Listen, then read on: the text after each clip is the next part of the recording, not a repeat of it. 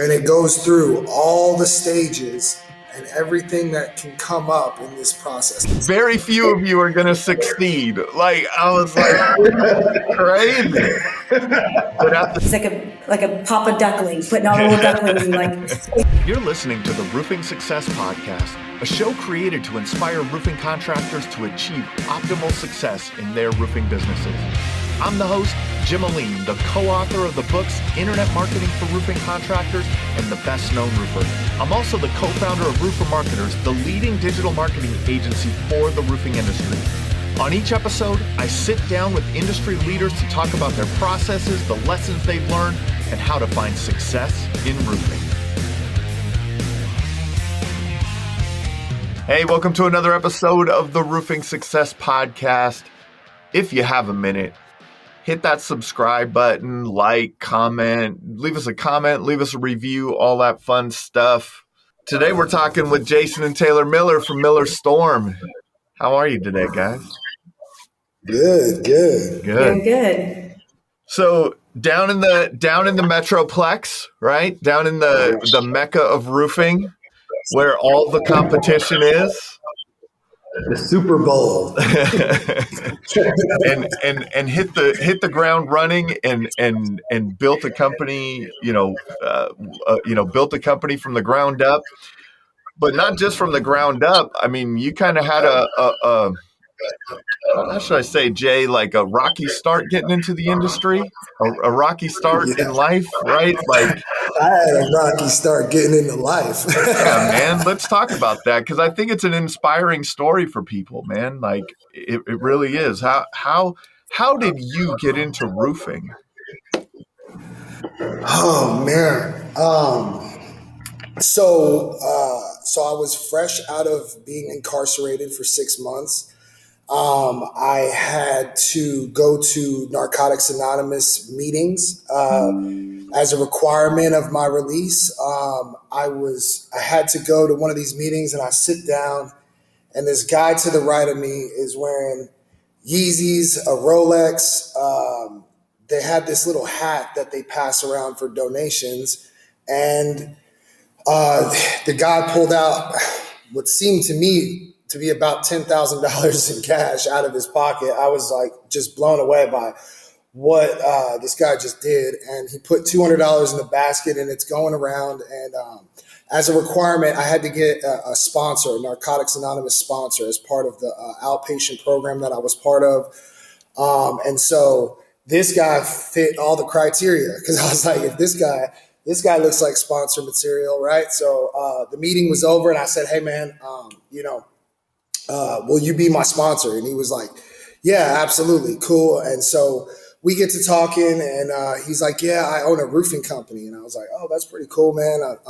And I was like, well, I'm looking for a job, and he's like, yeah, I give you a job or whatever. And I'm like, but first, like, I have a background. I've been denied 1 million times. I don't know if you guys do a background check, but let me be really clear. And he's like, no, you're good, man. He goes, what's your charges? And I start telling him my charges. And he's like, oh, no, you're good. And I was like, oh, cool. He goes, hey, just come to the office, man.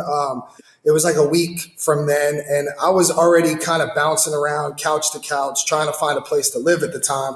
And my last living situation kind of crapped out on me. So I called him and I said, hey, I appreciate the opportunity, but right now, like, I have nowhere to live. This really wouldn't be the best situation for me or you. It's really not a stable situation. And he said, man, like, I believe in you, man. Like, why don't you come down here and I'll get you a motel for 6 nights and you can stay there while you're kind of learning this stuff. And I was like, okay, like, because I didn't really know where I was going to sleep that night. So I had to jump on that. And so I show up to the meeting the next day. And when I walked into the meeting, I see, like 22-year-old kids with like Louis Vuitton wallets, and like, they've got watches and brand new trucks. And I'm 30 years old. I'm like, I felt like a bum. I'm looking at all these kids. I'm like, oh my God, like, you guys are like, they're talking about investments and investing in real estate and investing in crypto. I didn't have a dollar to my name. So I was just kind of taken back by all the success that was going on inside of the company. But it inspired me, because I was like, man, like if all of these kids in here can do this, like I can absolutely do this. I mean, I was selling things my whole life. I was just selling all the wrong things. But yeah, so gave me an opportunity. It just so happened to be a company that Taylor's mom co-owned, which is how I met Taylor. A guy at the company gave me a spare bedroom to live in.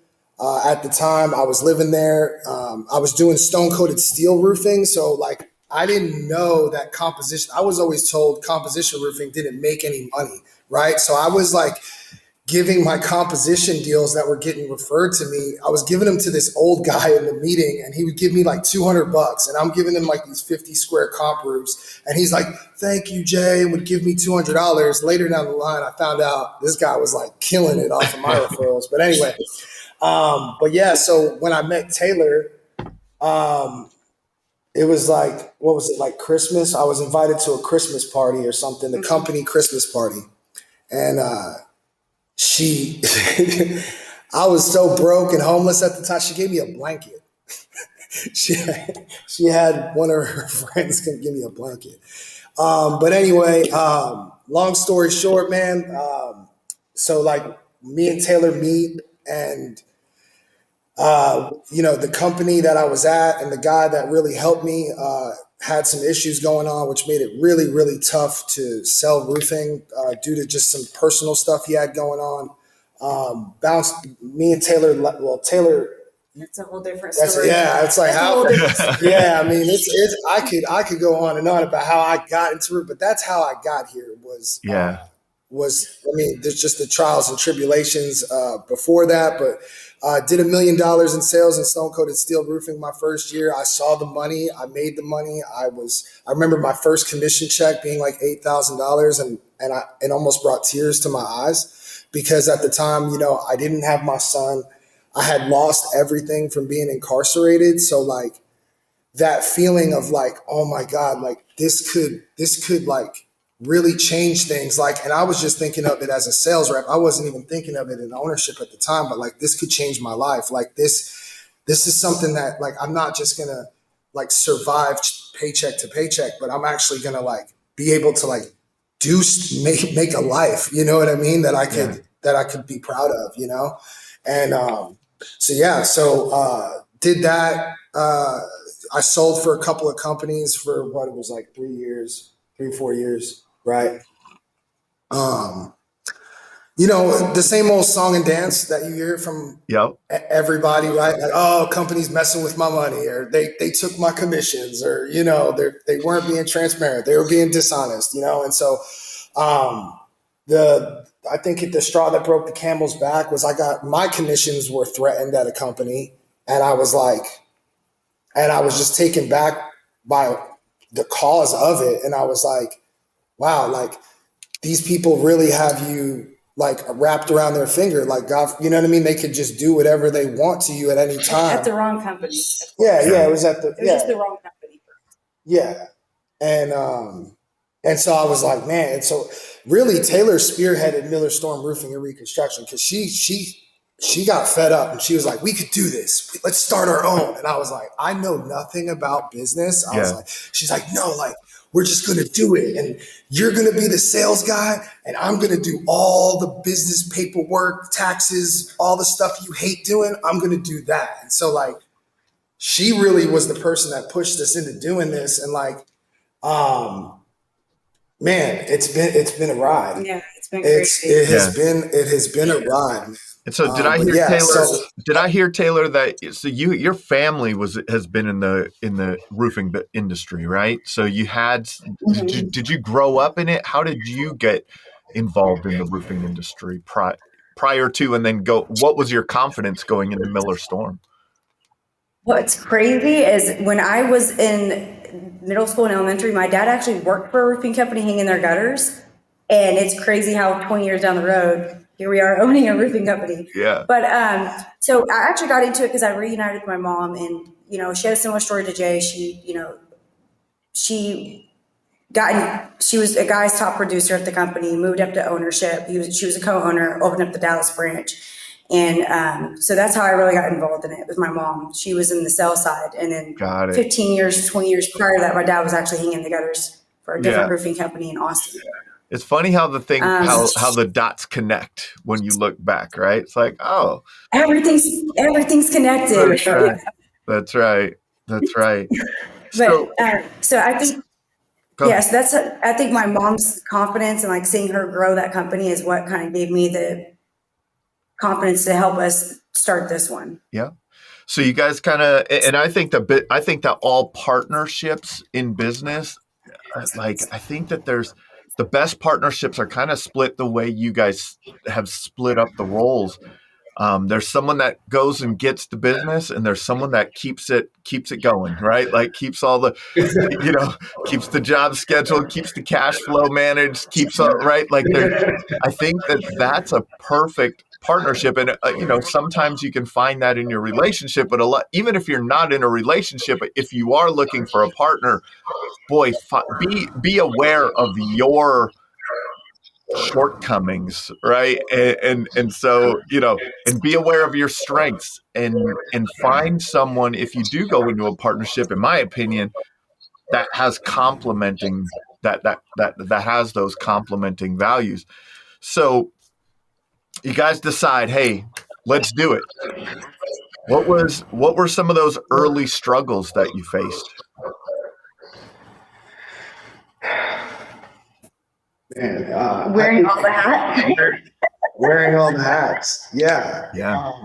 Leadership, right? Like in recruiting the right people. I mean, I thought when we started this, I was like, we could just hire anybody. Like, everybody makes money. Like, we could just do this, and then like people start like getting high or like doing shady stuff or like trying to like steal money, and like you're like, oh my God, like this isn't worth the headache. But yeah, it was definitely the recruiting and leadership on my own part too, because I was a sales rep. So I always wanted to hang out with other sales reps and have those sales reps conversations, right? Like, and we all do stuff, and I want to talk like everybody else talks, you know what I mean? And then what I realized was like, I can't like be out here like partying with my guys, like out at the, you know what I mean? Like I couldn't party at the bar, like, or, like we go out and hang out or do whatever. It was like, I can't, there's a line there, right? Like I have to be the leader, and I can't, I have to draw the line somewhere, or it's hard for me to lead them and lead by example if I'm doing everything that they're doing. So I also needed to like step my game up as far as like just my knowledge, and everything, and reading books, working out, like trying to be the most elite person that I can be, so I can raise the bar so people would like respect my leadership, right? Because like in the beginning, it was all friends and family. Yeah, it was all my friends. All friends and family. It was all friends, people we were acquaintances with, So, so yeah, that was a big struggle, and then of course it was cash flow. Oh yeah. Like we learned that deal real quick. Like you look at $50,000 in the bank, and you're like, oh, because we were just starting off. We started this thing. We had like $6,000. Like I went off and sold like 12 jobs. like I was out there just selling. I just didn't want to fail. I was like, I just need to be out here and just like, I felt like I had to work as much as humanly possible. And, that thank God, like we did that, and, because like, and then when you see those numbers, you see like, you're like, oh, we have $70,000, and you're like, oh, we could go out to here, we could do this and that. Like, and then you're like, oh snap, like we have $4,000. Like, you know what I mean? Where did all the money? And it ebbs and flows. So we learned the cash flow thing too, and like keeping money in different accounts, front end money in different accounts, back end money, just being able to like make sure, because it is a cash flow business, right? Like, you have to know, some people, they pay $20,000 up front. You need to make sure that you hold on to that for your materials and labor for that particular job, or you could lose your ass real quick and get behind in your credit lines, Yeah, there are too many of those stories out there. It's so common. So common, so common. So Taylor, you said up front, like wearing all the hats, right? So who was the first hire on your side, on the kind of the production fulfillment side of things in the office? It would be our office manager. Yeah. Definitely at all. And what Yeah, and it's what office managers. what duties and things did the office manager take off of your plate? What were you looking for to solve when you hired that office manager? Making the calls to insurance, Mm. getting the final depreciation, checking on the supplements. I think because, like we said, cash flow is the biggest crippling factor. I think a lot of roofing companies go out of business because of their cash flow. Yep. And so hiring an office manager to make the calls to insurance, make sure the final invoices are completed, that the adjuster actually received all the documents, making sure that it got released with the correct mortgage on it, to the correct address, like just cash flow for sure. And when that person took that off your plate, what did that allow you to focus on then? It helped me and Jay, or it helped me personally focus on, okay, how to order material, how to schedule the jobs, how, like, you know what I mean? And then found someone to replace that role, right? So then we got a project manager. And then, Jay was our primary and top sales guy for the first 2 or 3 years. Even today, I mean, he's not our top sales guy because he does a lot of other stuff to help grow the business. For the longest, then we had to, focus on recruiting and culture and hiring and, training. And so, now, that was the next role, right? First it was the office manager, then it was the project manager. And then it was, we really got into hiring guys and promoting people to team leads. And now I think we're in a position where we have like someone to replace Jay almost. And now it's like just recruiting and expanding. Yeah. You said something, Jay, like in the leadership side of thing, and like in being with the team, and like being a part of the team instead of being a leader on the team. How like that like, to me, I was thinking of, like, I just thought of, like, you kind of become like the big brother or something, right? You still want to be like, you're still cool. Like, you're still, like, you're still cool, but you're like a level above, something for someone to strive to. You had a little more experience. You have a little, you can bring knowledge. How have you said reading books and things like that. How have you developed those leadership skills? And now, how do you look at your leadership role on a day-to-day basis? Yeah. I mean, so I had to like start studying leadership real quick because I mean, I had never been in a professional role of like leading anybody. I don't have any like younger siblings. I had literally no examples of leadership. So I had to jump into some Jocko books, right? And listen to his all of his books, The Dichotomy of Leadership and, Extreme Ownership. And I started to like really like get addicted to that because I was like, oh my God, like this is really good information. Oh wow, this is enlightening. And then that just branches off into all these other books.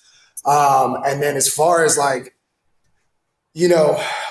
after, I guess after the first year and seeing that I duplicated myself, like, the first rep that I trained personally, like here at Miller Storm, I took him from $17 an hour, and in his first year in roofing, he made 240,000 in 1 year. You know what I mean? And it changed his life.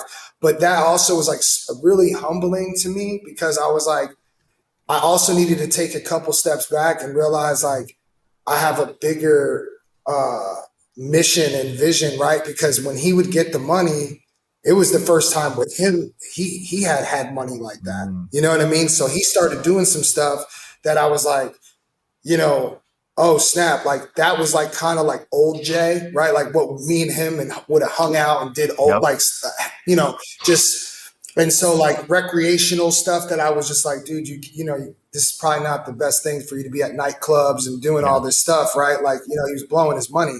And so that's when I was like, man, I really have to be a mentor. I have to step my game up because there's a huge responsibility here. Like, in the roofing industry has not just like helped me financially, right? Like, it taught me so much about just building a life in general, which is like like knowing how to do taxes. Like I didn't know anything about taxes in this. Like I didn't know anything about like investments. I didn't know anything about leadership and all these different avenues that I've like investing in real estate, things like that. So like buying a house, I didn't know like all the things you needed to buy a house, like, you know, and how all that works. So like now I mentor my guys on how to get through those couple of steps, right? Like I'm like, you need 2 years of 1099. Don't go writing everything off trying to pay no tax, dude. Like you don't want to make that mistake. So like I'm just like trying to like make a shorter path for these guys. Also like, cause it's not a if, it's a when you get the money in roofing. Like you will get the money. If you're persistent enough in this, you will get the money, but like,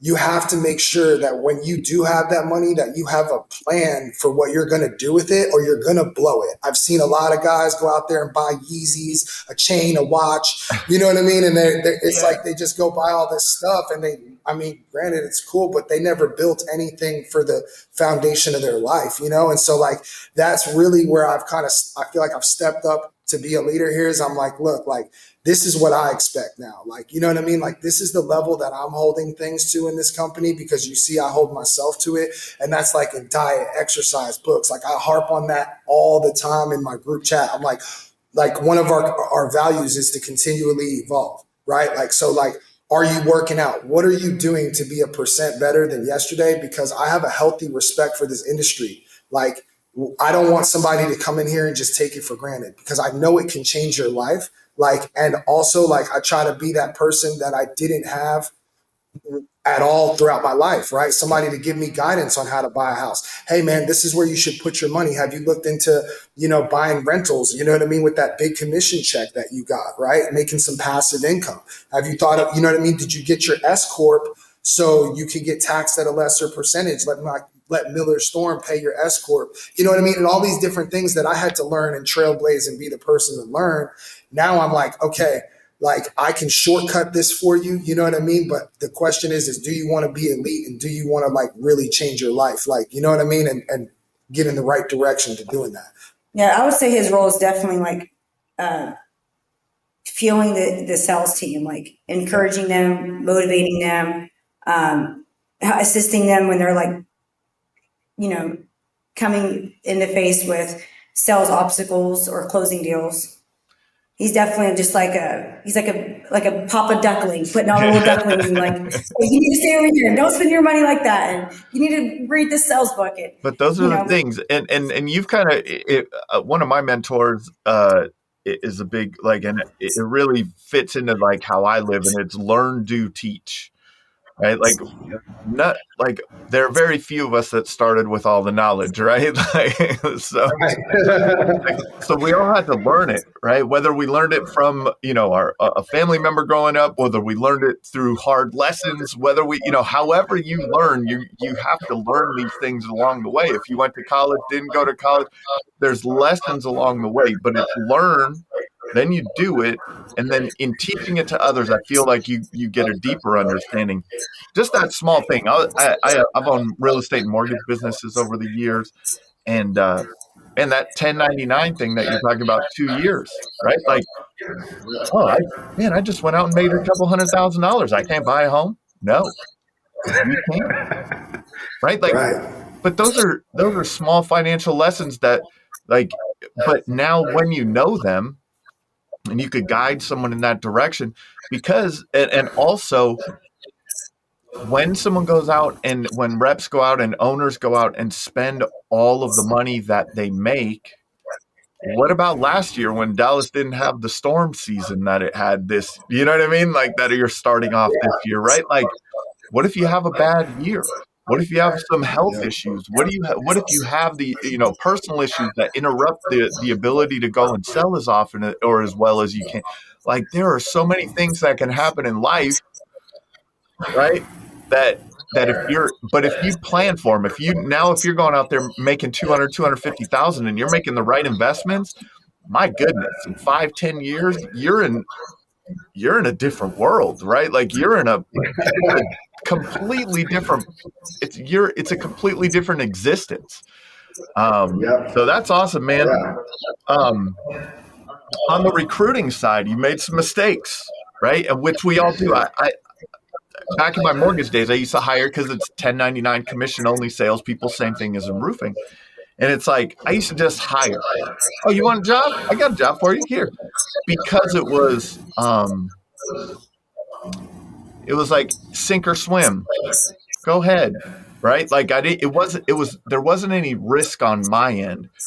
But what happened where there ended up being people who were underperformers or just really were against the culture that we had, right? Like, and so by just hiring everyone, all of a sudden I was like, man, this isn't going well.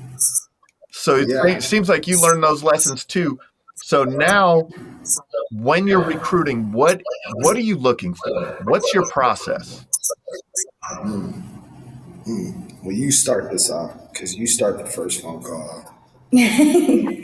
So I do. So right now, like what the interview process is like is I get on the phone with them and I'm just asking like just super just like a friendship type of feel. I'm like, hey, Yeah. what are you doing? What's going on? Like, what's putting you on the market? Have you ever heard about roofing sales? I'm kind of like just picking their brains. Like, what's making you apply to an outside sales roofing job? Are you scared of heights? And then some of the bigger questions though is like, what's your goals? Like, what's your income goal? Like, how much money are you wanting to make? Like, and in that goal question, like, what's your goal? You'll find out if they have kids, if they're married, if they want kids, if they already have kids, if they're in between jobs, if they just got laid off. Like, you'll find out all that, like everything you need to know in that one question. So we start off by that, and then I kind of just like I really downplay it. I 8 mile it, as Jay would say. Like, roofing's hard. It's not made for everyone. That's Like, right. you're going to be in the heat. You're going to be climbing roofs. Like, how do you feel about talking to strangers and getting this door slammed in your face? Like, I do not make it. I think in the past we would try to like sell it and like make it sound like it was really easy, and then people would come in here and like, this is not as easy as they made it sound. So that's where I really just changed it. I let them know it's tough. It's not made for everyone. We're like, most people don't make it. It's funny. I was at a real estate investment conference back in 2004. It was this like huge thing, and it had like all these speakers, Robert Kiyosaki and Susie Orman, and all these. Donald Trump was one of the speakers, and he said he got up on stage. He was like the keynote or whatever. So like 2 days of people speaking and motivation, and everybody's like, yes, you can do it. He got on stage and said, like 95% of you shouldn't even be here. And I was like, what? Like, very few of you are going to succeed. Like, I was like, crazy. But at the same time, if you're the right person, right? That's filtering. Taylor, like, you're filtering right there. When you're saying this is going to be hard, you're getting people who are willing to take the challenge, who are willing to step up and do it. When you set the expectation that this is going to be easy, you're going to get people who have the expectation and the work ethic of being easy, right? Of it being easy. Oh, well, why isn't it as easy as you think? How come it's not as easy for me as it is for Jay? Like, so those filtering processes, I want to go back a little bit before the hiring process. Where are you finding, and are you hiring as needed, or do you continuously recruit? That's another question that I have. So that's where I really, Jay always, like Jay made like a great point. He's like, we need to be always recruiting. Cause like we used to only recruit, we're like, we'd only recruit when we were down a guy, we had time for it. But if we just leave, what we now do is just leave the Indeed and the Wise Hire on. I mean, I just turned off Indeed because we have 3 new guys and we're training them, but I'm going to turn that on this coming week. Yeah. But we're continually, like, that's where we changed it. We're always recruiting. Jay's has been making recruiting videos. And then also something that's been really like a success for us is filming our culture, like the fun stuff that we do, like, the racetrack driving, the paintballing, the monthly sales bonus where they have the belt, right? And they take a picture and they're like the top sales guy of that month. So yeah, we're always recruiting in that sense. And with going back to where, I mean, Indeed and WiseHire are the two that we're using. But we've gotten guys from other reps, You know, like referrals. here recently, the last 2, 3 people that we recruited and taken on as team members were from social media. Yeah. I thought that wasn't working for a long time. I was like, man, I was just filming videos. I'm like, maybe my videos suck. Like they just don't. And now people are like, oh, I saw your video, man. I love your culture. But it took so long of making videos before anybody ever like paid attention. Like now it's like, oh, I saw your video, and now I'm recruiting people. And I had a coach tell me, man, it's going to take a long time before you start seeing results, but just keep making the content, keep making the content just over and over, and eventually it's going to pop. So, I mean, you're in the pitch pro.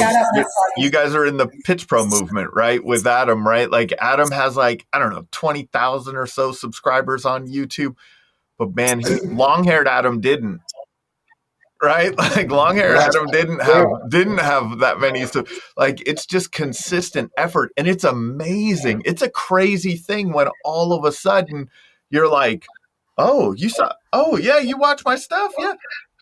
It's a weird thing. It's a stat that I like to point out. I do this in a couple of webinars every year, a couple of presentations, and it's like 1% of people on the internet are contributors.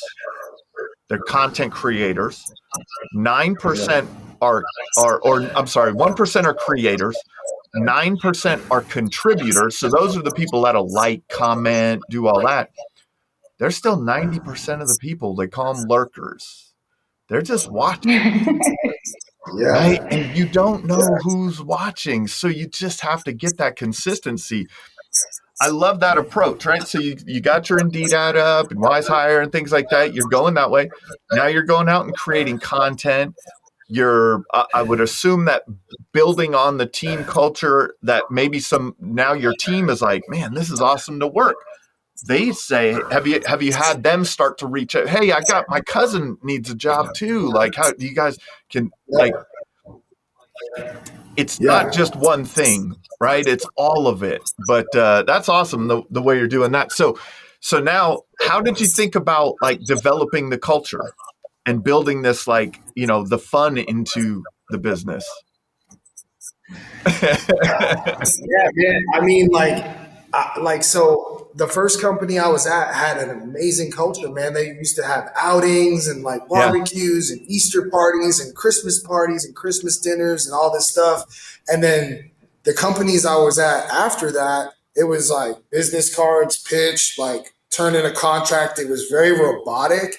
And like, yeah, I mean, like I was making money and all that, but like I was like, a lot of times I was just by myself or with somebody. I'm like, dude, this can be like depressing. Like if you don't feel like you're part of a bigger vision and a bigger whole, And so like, that was like the biggest lesson I learned in the first year of roofing that came in handy now, right? Or when we started this, I was like, man, I want to make an intoxicating culture. Like I want to go like since day one, we're like boat parties. Like I've taken guys to Win the Storm. We've gone to RoofCon. Like this year we're going to go to Lee Hates thing out in Florida. The blue collar conference or whatever. We try to do a different one every year, but like I bring those guys and I'll pay for their trips and we'll all just go out there as a team.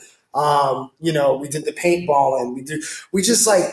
We want to build something that everybody is proud to be at. Like I want to build that utopia of a company and now I see like how much synergy it brings. Like, yeah, there's only so much synergy you can bring in a professional environment, but when you take guys out and you're doing stuff like that has no business associated with it, like we learned a lot of teamwork paintballing. Like I felt like, man, I got a lot closer with some of these guys, man. I was like, you got my back.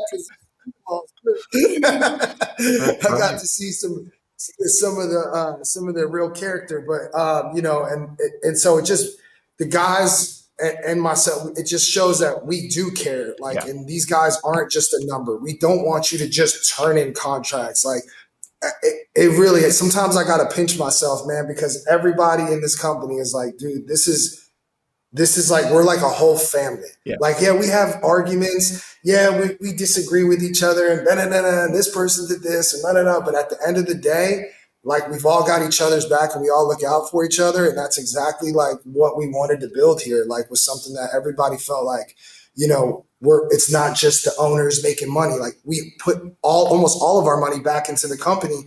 And so they can see that like, man, you're doing this and you're giving this back to us and this back.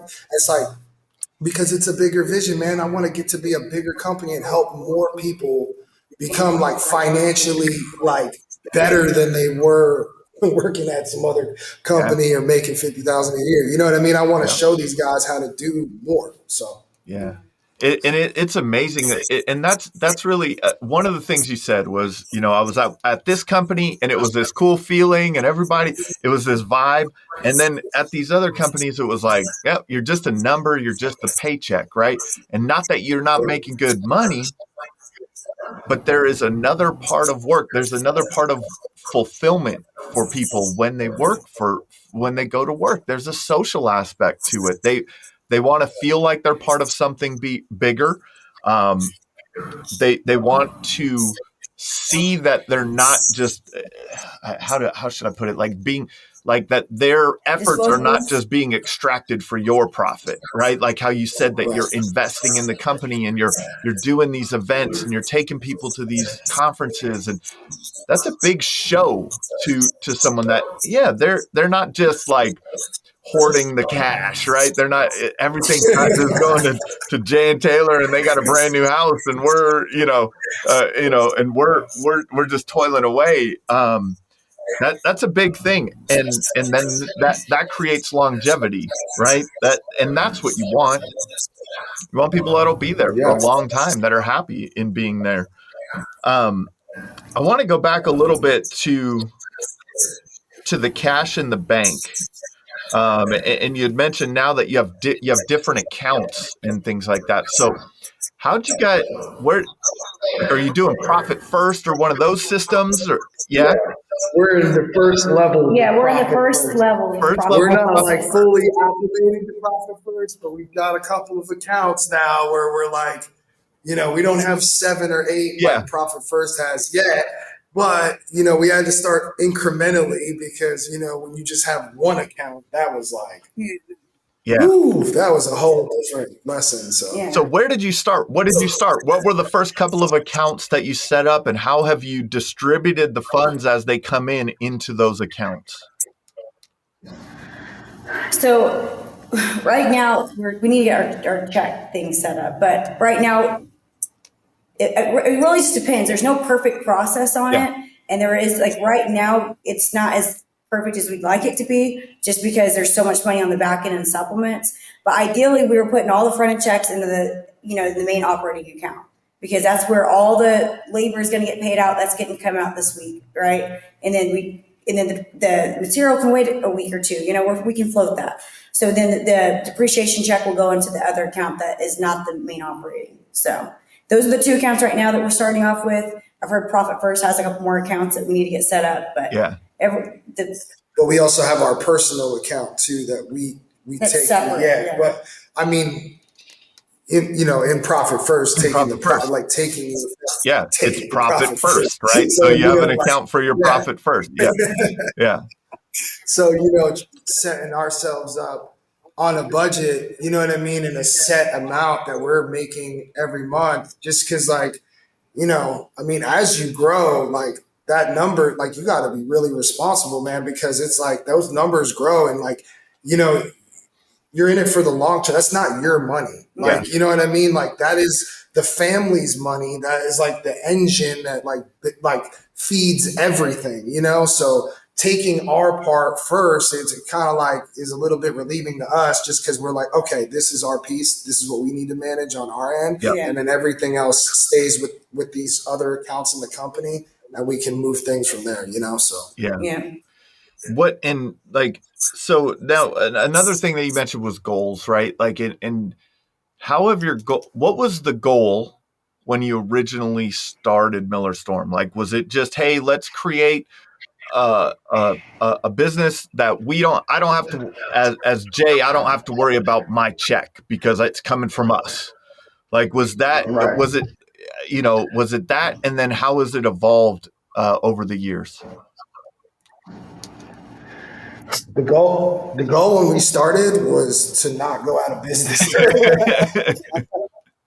I was like, I don't know. I didn't really, it was just survive, Yeah. right? Like it was just, go as hard as you can, swim as fast as you can. And then as soon as, we got into more shallow water where we could kind of breathe a little bit, then it was like, all right, we don't want to be treading water like that. Like, how do we? Yeah, what's our action plan? What is our Yeah. goals? Like, I think in the beginning it was like, honestly, it was survival in the beginning, and then I think years. Yeah.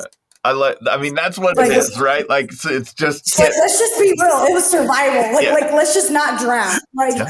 Don't die. Phase one, I think. stay in business. But year two, that's when we were like, all right, in order to grow, we got to hire more people. Yeah. Year two is like, all right, we need systems and processes. Who's our project manager? Who's our office manager? We need a bigger office. How's our training going to go? And, and the culture was like the main thing to all that was like, all right, this is the culture we want to create. We had an idea for it, but then we were like, all right, so how do we get there? Yeah. And I started that year two. I mean, I don't know if you know Burton Hughes. I had him come in from New View Roofing. Like he's really successful in the roofing industry. I had him come over and chop it up with the sales team. I know Nick. Kevin Burrell. Yeah. Kevin Burrell came over. He was the first person that came over to talk to the sales team with Chuck Allen. Yeah, Chuck Allen came over. And so who else we had? We had some other people come too. We had Sam Taggart come over. So like we were trying to bring other people in that have a different look on the industry that can teach us some different stuff, know, and I think the guys thought that was pretty cool.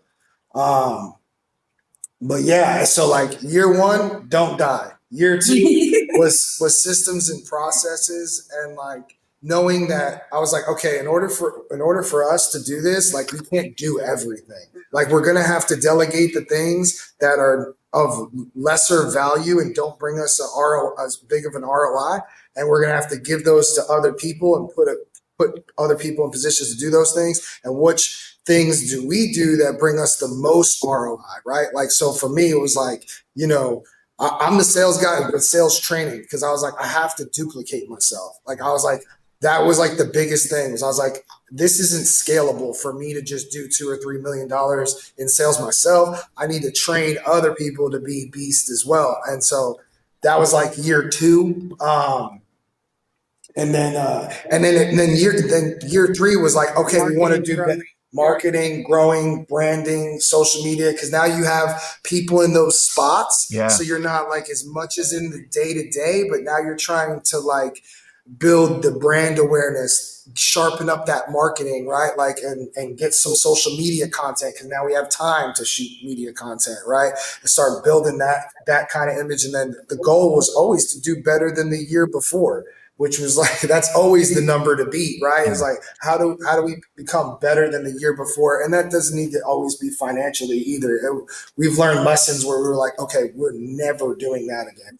Or we should have definitely let this person go 6 months ago before it was like a cancer. Yeah, before it blew up in our face, So, but yeah, that's kind of been the goal. And now our goal this year, I mean, our goal this year is to hit 6 million because that would be the biggest amount that we've done since we've opened the company, which I think we'll probably do a little bit more than that, honestly, but that's the goal, 6, and then the main goal is I want to hit 10. I hear 10's the hard one to hit, because like I hear the people that you need to get to 5 are way different than the people you need to get to 10 million, so that's the phase we're in, is like trying to figure out, okay, because it's like you get to 5 and you get to 5 and you get to 5 and it's like, how do you get to the 10? You know what I mean? How do you get to the 15? And also, how do you stay happy, like, and have your peace too, right? Like, I don't want to have a $20 million company with chaos. I would rather have I don't the amount. I mean, it's always like the next amount you want to chase, but we also know that like our peace of mind is worth millions of dollars too. So like, you know what I mean? We could be at 8 or 9 and have a great team, great culture, and everything runs smooth, and I'm cool with that. You know Yeah. what I mean?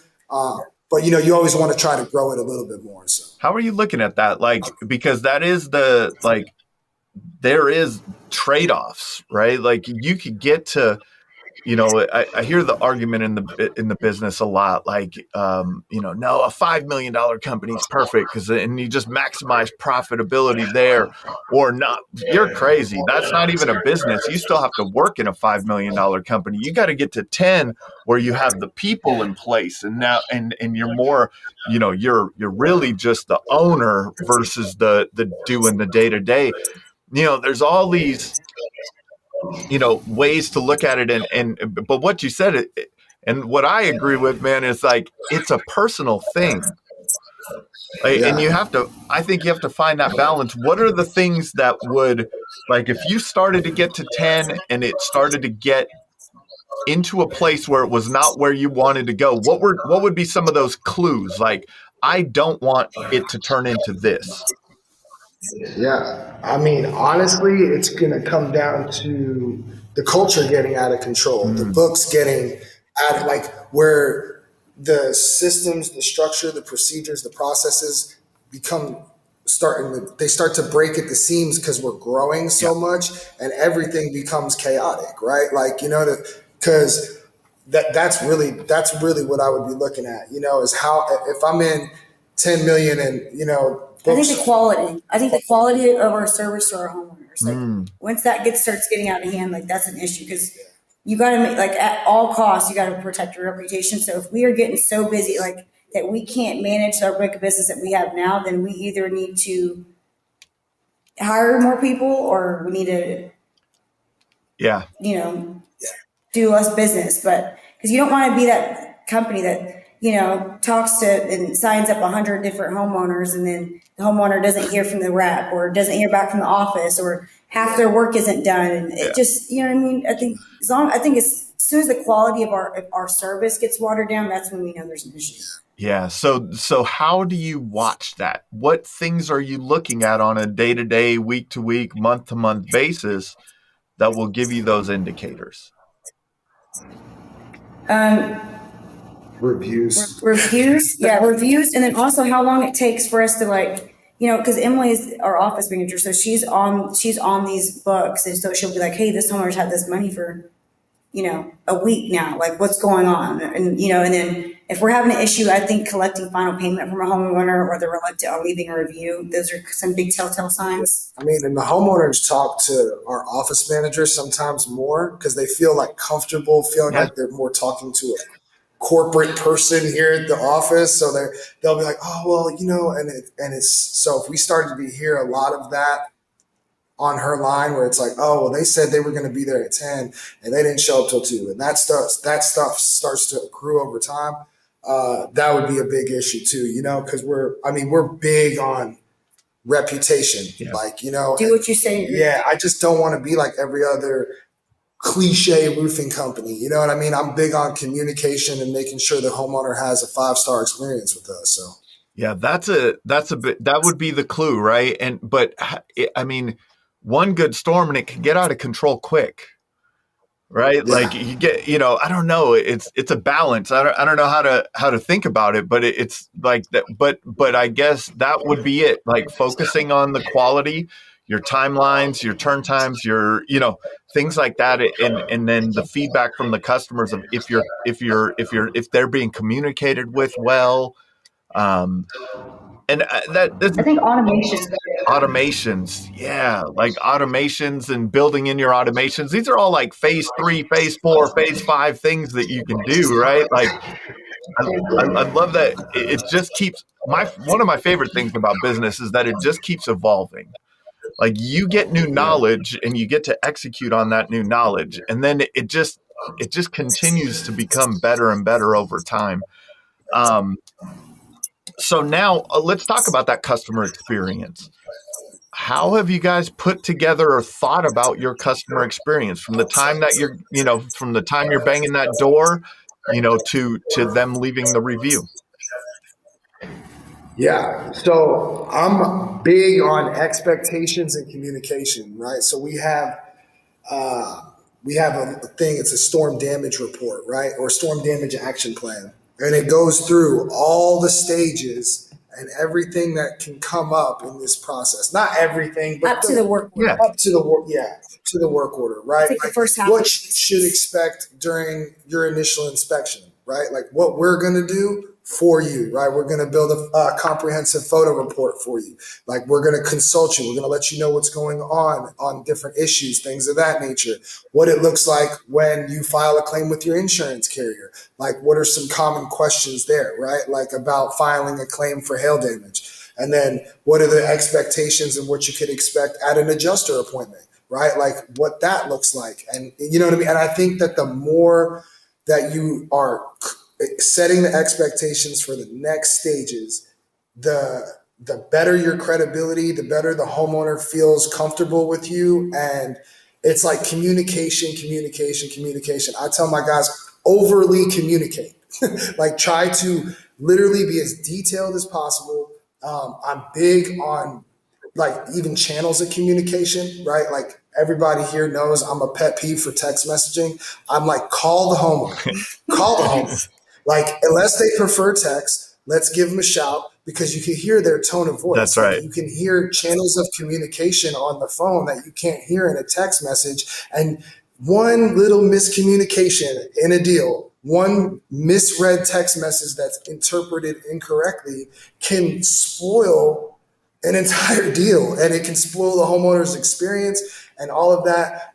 Especially when you're dealing with 20, 30, $40,000 or higher jobs. Like, you know what I mean? Like these homeowners, they are expecting a high service and they want to make sure that they're communicated clearly, about all the things that are going to happen. So that is the number one thing on the service end. Yeah. And then, we have a dedicated project manager. So like he's out there all day at those jobs in case the homeowner has any issues or they need to let the dogs out in the backyard. We can like separate things, let the dogs out. So like there's a person there for them to call in case they have questions, concerns, anything about the project. And then our office team is updating them on the insurance stuff, right? Hey, we submitted your invoice. Hey, we submitted this. Hey, thank you, for giving us the opportunity to work on your home. And we send them review links. Emily, she doesn't do it on every homeowner, but she'll do a quality check and just call homeowners randomly, just like, hey, I just want to let you know we sent you over that payment link and we wanted to get your experience with Miller Storm. And sometimes they'll tell her, and that's just ways we can improve as well. But most of the time, we're 5-star rated on everything. The only bad review I got was from a home person I didn't do business with. But yeah, that's how we serve our homeowners. Yeah, I love the way that you've put that together. So the thing I think about in developing, you're either building a customer experience or you have customer service. They're two different things.